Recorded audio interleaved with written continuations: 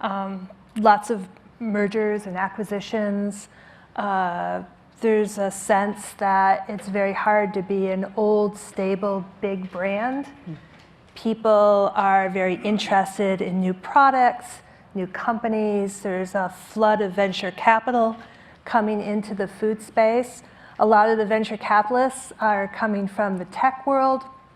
They're actually not all that informed about food, and they're looking to become experts and invest in ways that disrupt the current enterprise.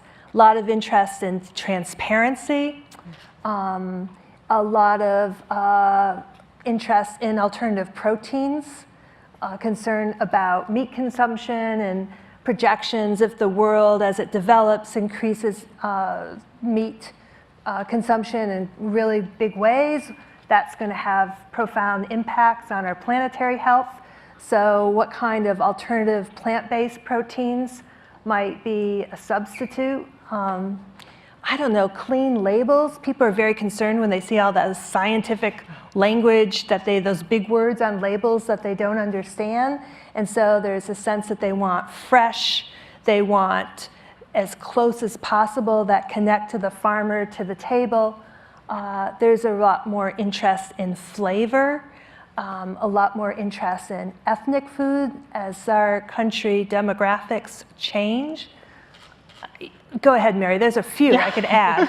Well, I think you bring up a lot of things that, while they're current interests, they draw on long-term trends in food and agriculture and things that we've been monitoring at the Economic Research Service. One is that in 1970, about a quarter of the food Americans bought, or a quarter of our food dollar went to food away from home. It's now almost 50%. That's a big transformation. Half of what we buy in the grocery store is food that's almost ready to eat or ready to eat. So we're really driven a lot by changing income, changing family structures, smaller families. That the way we eat is very different, and some of these trends, these newer things, are really play to this desire to have more novel foods, more ready to eat, things that make food more something that's part of our experience.